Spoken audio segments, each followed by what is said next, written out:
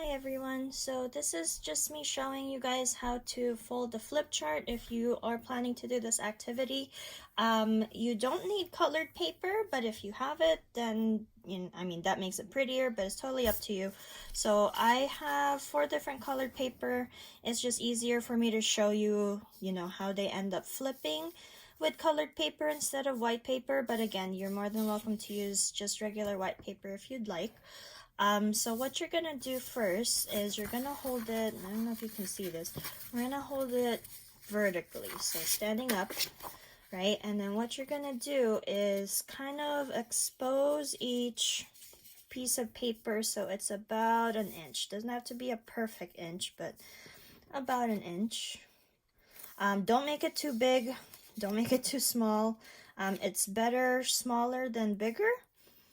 Because you need the space inside to write. So something like that, about an inch or so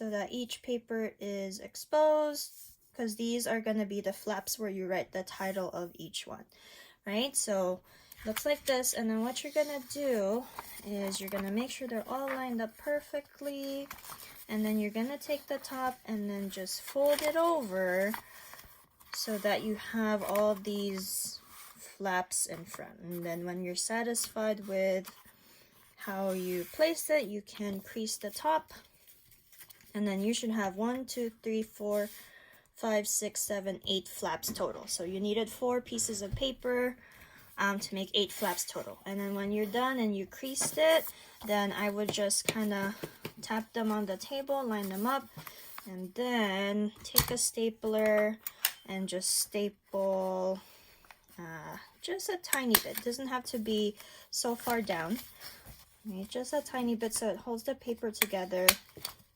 2 is enough, 3 is okay, and then that'll hold your paper so that you can flip up the flaps and see the information inside, right? So they should look something like that, and like that. And then what you're gonna label, I'm gonna show you what to label as well. You can use whatever color you want. This is for you. The color that is closest to me is brown, so I'm just gonna use that one.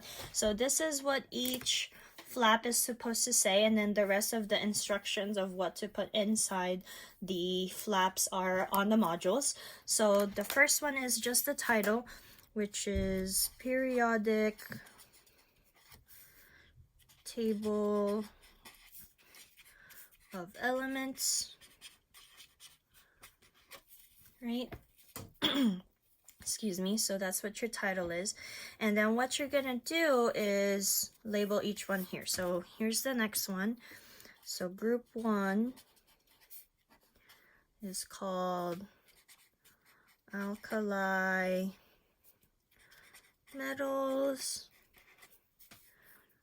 Group 2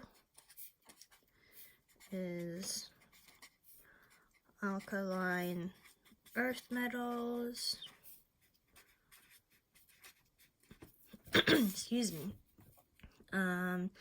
Next one is group 3 to 12, which is your transition metals.